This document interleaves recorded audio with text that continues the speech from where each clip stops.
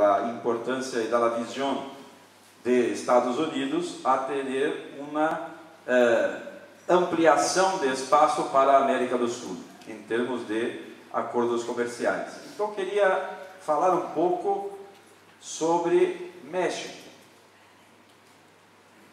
Porque se na visão liberal, quanto mais acordos de livre comércio, e quanto mais liberação, e quanto mais liberal forem os países, melhor. O México tem hoje talvez 32 ou 33 acordos de livre comércio e tratados de livre comércio com vários países do mundo. Portanto, seria, em tese, o país que, para as teses neoliberais, que teria mais condições de ser usado como exemplo de que esta decisão política do livre comércio traz resultados positivos. Bom, discutimos então com os trabalhadores de México a situação do México. E a partir da assinatura de NAFTA com o México e desses acordos, o que nós estamos assistindo hoje em México é o esfacelamento, a destruição de uma base produtiva industrial de México muito importante. Quero aqui usar um exemplo. Exemplo têxtil. Na cadeia produtiva textil em México hoje está esfacelada por conta de acordos comerciais que foram feitos com essa visão que estamos falando aqui. Mas vamos trabalhar também na outra coisa, agricultura. México, que chegou a ser um grande exportador de milho em espanhol? Maíz. Sim. De milho, hoje é um importador de milho. Parte de sua cultura, parte de sua base de alimentação, é hoje um importador de milho de Estados Unidos. Ou seja, para os trabalhadores, a precarização das condições de trabalho, fruto das maquiladoras, fruto da tentativa de destruição dos direitos dos trabalhadores, é o resultado deste trabalho ou desta decisão política de aliança comercial com Estados Unidos e que agora se tenta ampliar ou se tenta ser para que esta também se faça com outros países em aliança de Pacífico. Portanto, nós também temos uma posição muito clara de que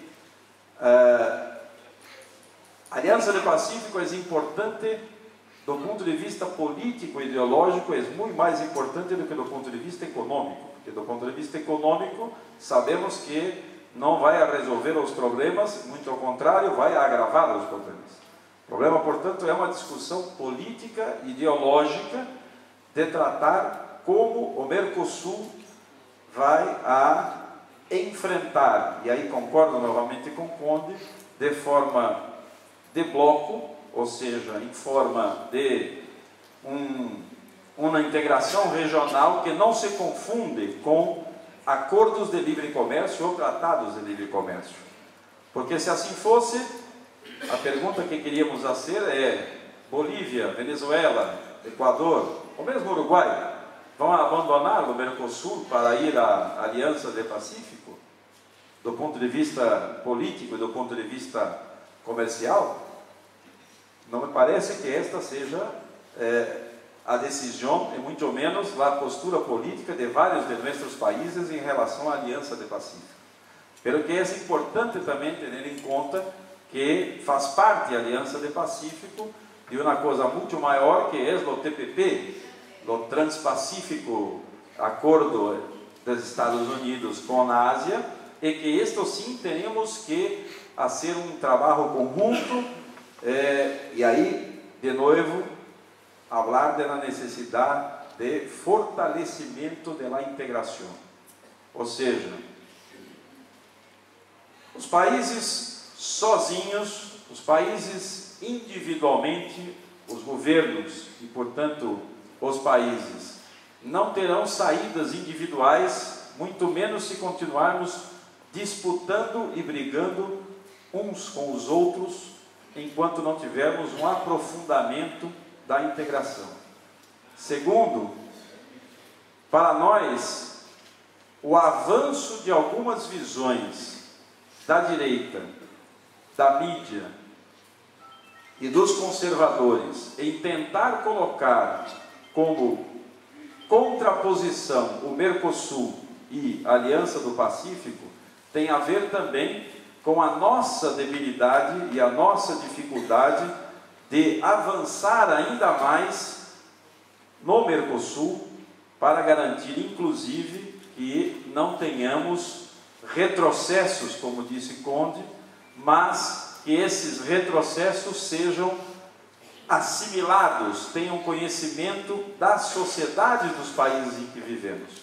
Porque eu fico me imaginando hoje, com o papel que tem os meios de comunicação em vários dos nossos países, o ataque ao Mercosul e a tentativa novamente de se colocar a ALCA 2 ou livre comércio como a saída, não há em muitos de nossos países uma discussão de defesa do Mercosul, porque ainda teremos também problemas em avançar nesta área ou nesta questão que também é importante.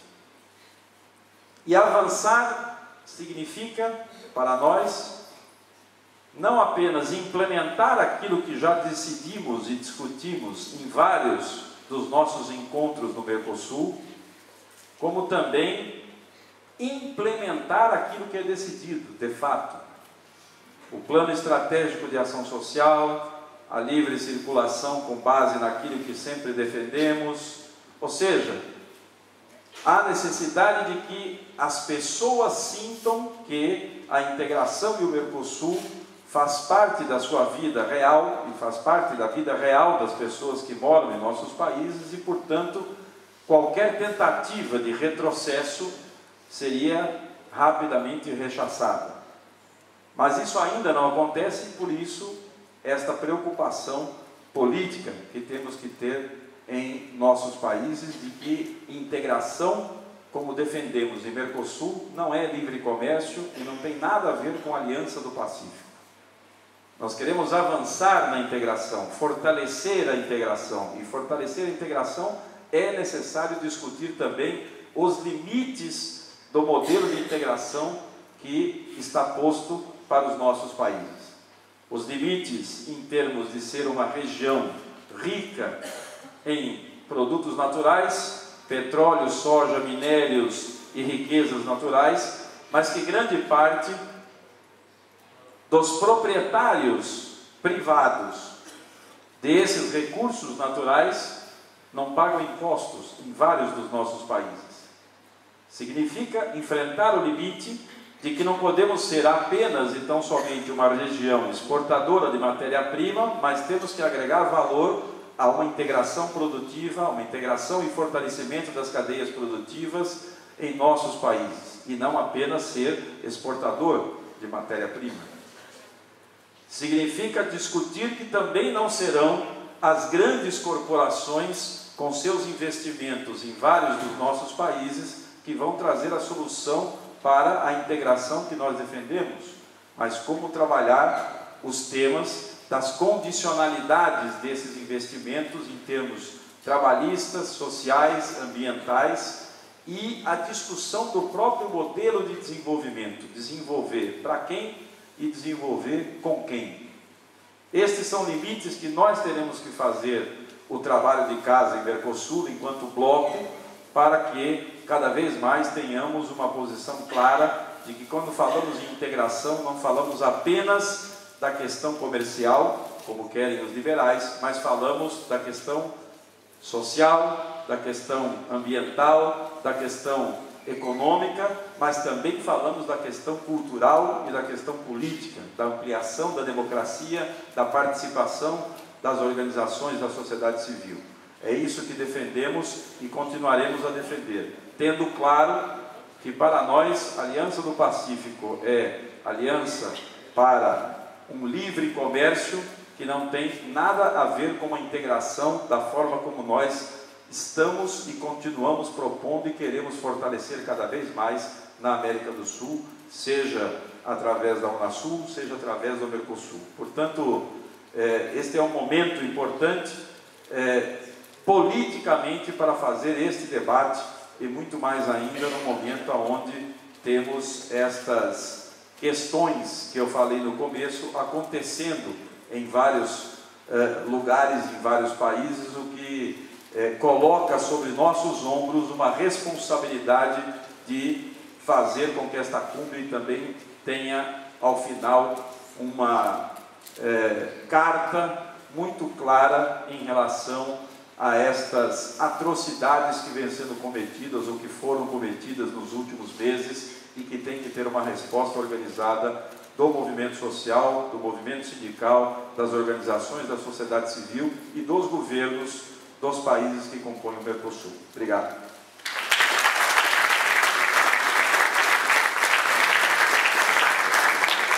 Gracias, Artur. Vamos a dar la palabra a un compañero de ruta de muchos años en la integración, diputado del Parlasur, compañero Ricardo Canese de Paraguay.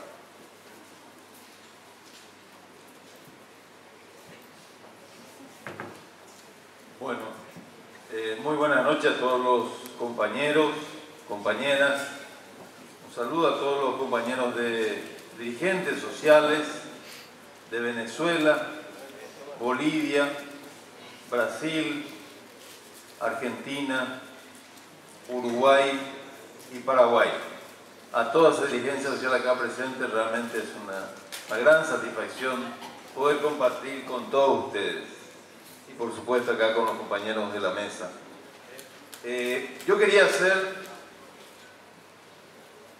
centrar y va a ser bastante complementario a lo desarrollado por los compañeros que se han expresado anteriormente, centrar el análisis en un cambio histórico que se está produciendo en nuestra región, que en mi opinión es esta integración a un incipiente con autonomía. Yo le pondría ese calificativo, con cierta autonomía también incipiente, y ese cambio histórico que aún siendo incipiente provoca un enfrentamiento extremadamente fuerte y que a veces no somos conscientes con el imperio.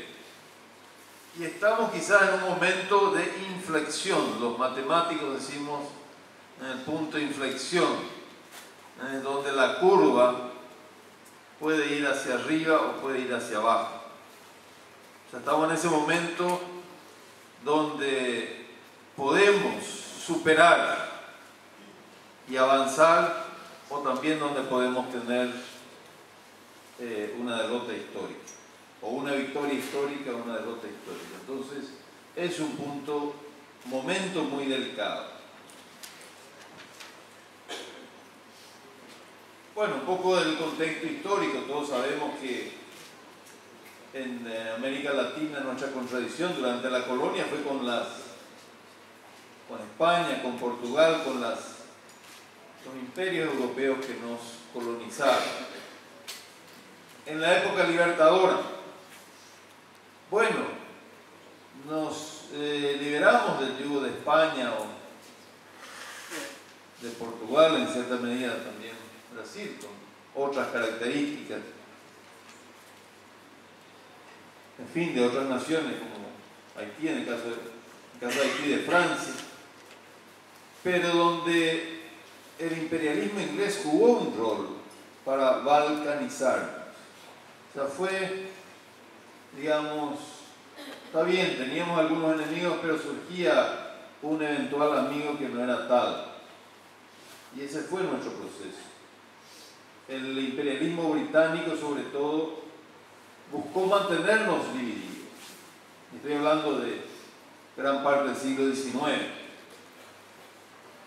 Una primera excepción lo tuvimos justamente en mi país, en Paraguay, donde hubo la primera revolución radical realmente, donde había un desarrollo, no había oligarquías y donde había autonomía del imperio. Bueno, sabemos cómo terminó eso. Ojo, donde también estábamos en conexión con otras regiones de Argentina, con Bolivia, con Uruguay durante el gobierno blanco, había afinidades y hubo todo un intento de construir en ese momento algo diferente y donde la autonomía era un factor fundamental, la autonomía. Bueno, después vino el imperialismo yanqui, sabemos, y que nos tuvo sometidos hasta bien entrado el siglo XX. La revolución cubana es nuevamente un intento de autonomía radical, ¿no es cierto? También de transformación socialista, pero de autonomía radical. Muchas naciones, muchos pueblos intentamos también una vía parecida, similar a la cubana, y bueno, terminó eso en brutales represiones, ¿no es cierto? En la década del 60, 70, 80. Ya la conquista de la democracia en la década del 80 se tiñó poco a poco de un contenido neoliberal, sobre todo en la década del 90. Así fue la historia en casi todos nuestros países, y donde primaban el consenso de Washington y el ALCA, que justamente se está aludiendo. O sea, tuvimos mucho más dependencia que independencia en casi 200 siglos. Y allí cambia, viene el compañero Hugo Chávez a fines del siglo XX, donde comienza un proceso de cambio. Viene después Lula, Kirchner, Evo, Correa, Lugo en Paraguay, y comienza ese proceso de cambio. Pero ¿qué es lo que comenzó a cambiar? ¿Qué es lo que realmente comenzó a cambiar? Y en mi opinión, la cuestión no fue solamente de gobiernos conservadores hacia gobiernos más progresistas, en mi opinión, y ahí es donde tenemos que profundizar el análisis. La cuestión no fue tanto, si bien fue un componente obviamente importante, no fueron las reformas sociales y mucho menos cambios estructurales, salvo Venezuela, que profundizó más, pero aún en Venezuela no ha habido cambios definitivos en relación al capitalismo, ¿no es cierto? Aún en Venezuela.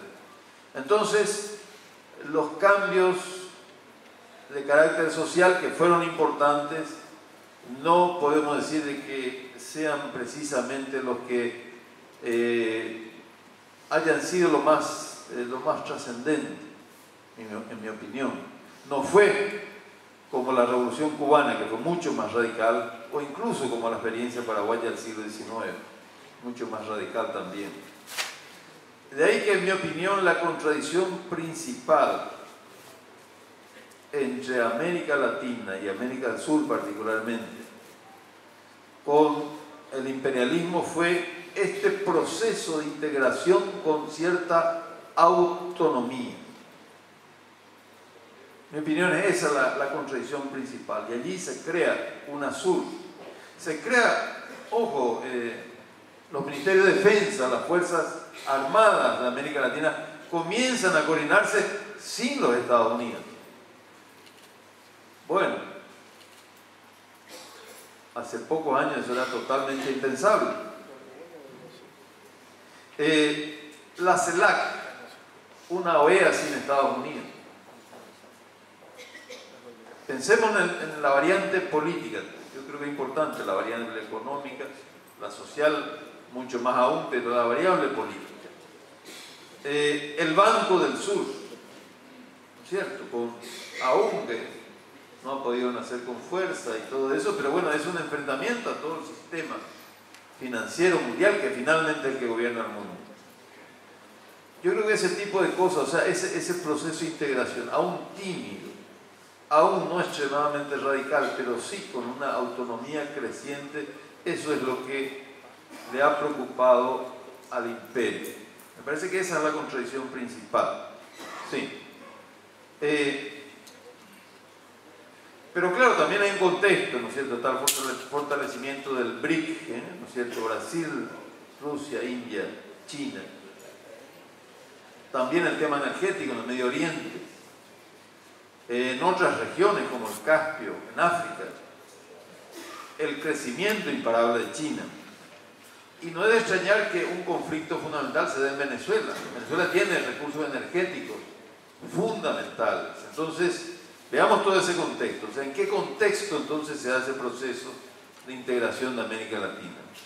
Entonces, a los Estados Unidos les preocupa de que América Latina y América del Sur deje de ser su patio trasero, aun cuando las reformas son todavía tímidas. La autonomía sumada a la integración les preocupa. Y eso en un marco donde Estados Unidos es un imperio que tiene, es un imperio de alguna manera en declive, todavía es el imperio indiscutible, pero sí en cierto declive ante Rusia o China. Bueno, si entendemos que esa es la contradicción principal entre Estados Unidos y nuestra región, bueno, ahí podemos entender también por qué los Estados Unidos propician un golpe de Estado en Honduras, donde está el ALBA, porque el ALBA es el núcleo duro de la autonomía, de las reformas. ¿Y por qué hay un golpe de Estado en Paraguay? Porque el Mercosur es el núcleo de integración económica más serio. ¿Qué fue el golpe en Paraguay? Y bueno, fue un golpe contra la integración, es cierto, fue un golpe contra nosotros, contra los demócratas paraguayos, con lo que estábamos tratando de hacer en materia de reformas sociales, pero fue mucho más un golpe contra la integración, contra la región. O sea, si nos vemos y pensamos de que ese fue un golpe solamente contra Fernando Lugo, con lo que estábamos con él, nos estamos equivocando enormemente. Y quizás no se tuvo la visión de ver entre todos de que el golpe en Paraguay se venía el golpe. Yo creo que era atajable, no sé si era inatajable, quizás era atajable, no lo pudimos atajar, y quizás eso que acá se dijo también, mientras el imperio progresa muy rápidamente, muchas veces nosotros en nuestras estrategias somos un poco tímidos o lentos o no previsores. Ahora vemos de hecho señales preocupantes, ¿no es cierto? En varios sentidos lo que le ha ocurrido al compañero Evo, pero problemas que están teniendo en Argentina, Brasil, la desestabilización de Venezuela, esta postura de Colombia querer adherirse a la OTAN, en fin, hay varios indicadores bastante preocupantes.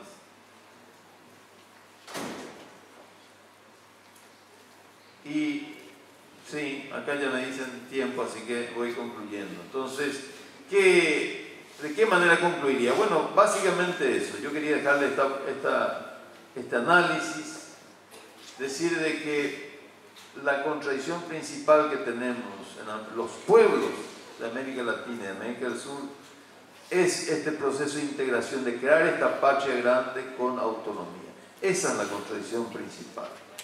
Y tenemos que en ese sentido estrechar los vínculos, las fuerzas, como un solo pueblo para enfrentarnos a esta amenaza del imperio.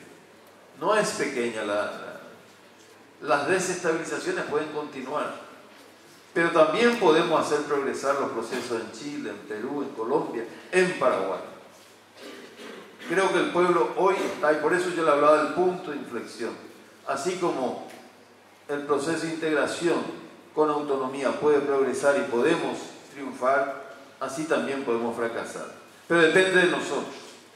Creo que los pueblos de América Latina dependen, y por eso yo celebro esta cumbre social y esta posibilidad de analizar a profundidad este tema, porque de ese análisis correcto y de entender de que la solidaridad y la lucha de cada uno de nuestros pueblos es importante, de allí vamos a quitar un proceso de integración con autonomía, como a lo mejor tenía que haber sido hace 200 años. Pero bueno, hoy lo podemos hacer, y hoy es el momento de que ese punto de inflexión vaya para arriba y no para abajo. Muchas gracias.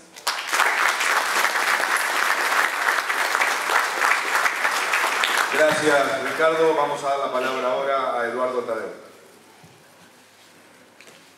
Boa noite a todos, boa noite a todas. Queria primeiro parabenizar, congratulações à FESUR, às centrais sindicais, cumprimentar aqui a mesa, o Conde, Brilhante, a Ana, minha companheira, o Arthur. o Ricardo, y dar los parabéns para Álvaro. Congratulaciones por la conducción de la mesa. Bueno, voy a intentar ser más rápido y hablar en portuñol, que es lo máximo que puedo hacer. Bueno, yo soy historiador, yo soy maestro de historia de la educación, entonces mi pensamiento es siempre por la historia. Por esto pienso como Ricardo, que un poco continuando su historia, Ricardo, desde la colonia, de que después de la Segunda Gran Guerra Mundial, nosotros pasamos a la órbita de los Estados Unidos. Hubo momentos muy claros para América Latina, como los años 60, 70, con la dictadura impuestas por Estados Unidos. Después de los años 80, 90, no por acaso, vivimos sobre la condición del consenso de Washington.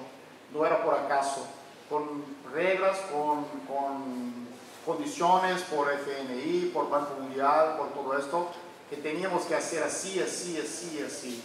Y nuestros países casi todo hicimos, porque decían que no fue bueno para nosotros. Pienso que esto es el camino que caminamos hasta el siglo XXI, cuando paso a paso fuimos cambiando el camino, fuimos escogiendo otras opciones que llamamos nosotros de post-neoliberal. Pensamos que estamos caminando en un sentido adentro de los países, también como bloque, también como continente, a una otra cosa que podemos llamar de post-neoliberal. En cada país tenemos un nombre más o menos, más parecido como en Venezuela, en socialismo, en otra cosa, pero podemos llamar a todos de post-neoliberal, que tienen marcas muy claras de inclusión social y la búsqueda de un camino autónomo de desarrollo de nuestros países económicos, sociales y así por allá. Es eso que está para mí, como para Ricardo, como para todos los que hablaron antes de mí, el problema.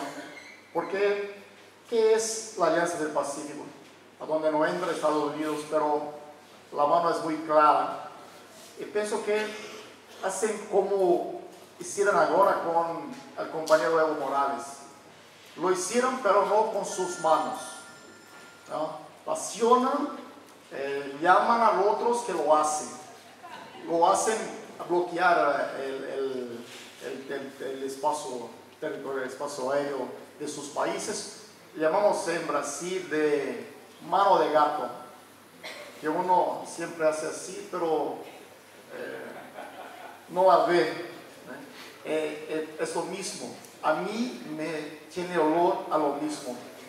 A mí parece que es hacer con la mano de gato, hacer con la mano de los otros, en este caso muy claramente, con la mano principalmente de México y otros aliados. Pero, como dijo Artur, México está muy entrañado socialmente, económicamente, políticamente. Esto me parece muy claro. Y por tanto, para nosotros, lo que nos cabe es hacer la opción que queremos de futuro. Vamos a volver a la órbita, a la subordinación, a la dependencia de los Estados Unidos, o vamos a profundizar el camino que escogemos recientemente, hace 8, 10, 12 años, 14 años en algunos de nuestros países, y profundizamos a lo largo de los últimos 10 años en Mercosur, que es el camino de la autonomía, y no solo de autonomía, pero de profundizar nuestras relaciones, no solo para adentro, como para afuera. Pienso que profundizar el Mercosur, profundizar el UNASUR, es también tornarnos más fuertes para negociar con los otros. Como dijo Cone muy bien, la fuerza de cada uno de nosotros es el conjunto que formamos. Estamos hablando de 80% del Producto Interno de América Latina. Estamos hablando de 70% de la población de América Latina. Estamos hablando de una región del mundo que tiene como imponerse, que tiene como hablar más fuerte, mantener sus posiciones en otros ámbitos a nivel mundial. Pienso que es la opción que tenemos que hacer. No me parece muy tranquilo, a mí por lo menos no me parece muy tranquilo, que vamos a profundizar el Mercosur, vamos a profundizar el UNASUR, pero vamos también a hacer un aceno, vamos también a hacer algo, porque al final tenemos algo que hablar con Estados Unidos a través de México. No pienso que esto sea tan tranquilo. A mí me parece que es un camino o otro camino. Pienso que tenemos que definir esto, el profundizar el Mercosur con la ciudadanía mercosureña, con profundizar la integración productiva, como dijo muy bien Cone, de nuestros países, para así lo tornarnos fuertes. Porque en la política internacional no basta sermos buenos, sino que tenemos que ser fuertes. Lo que nos hace fuertes es la integración de nosotros, de nuestra economía, es la integración política, de la integración social de nuestros pueblos, que va a hacer con que tengamos más condiciones de negociar afuera. Por esto, para ser muy rápido, yo tengo hambre, mucha hambre. Pienso que es esto. Hay un camino muy reciente. Cambiamos el camino de subordinación, cambiamos el camino para construir una otra cosa que es la unidad latinoamericana, la unidad suramericana, la unidad a partir del Mercosur, que es lo que construimos con más firmeza, y ahora podemos ampliar y vamos a ampliar con Bolivia, con Ecuador, con Surinam, con Guyana, y vamos a fortalecer esto para a partir de esto, con un camino autónomo, con un camino fuerte, poder negociar con nosotros. Y pienso que esto es una opción. Y como dijo Ricardo, tal vez estamos en un momento de hacer opciones, por allá o por acá. Nosotros vamos a hacer la opción por profundizar el Mercosur, por ganar autonomía, por ganar fuerza para nuestros pueblos, nuestros países.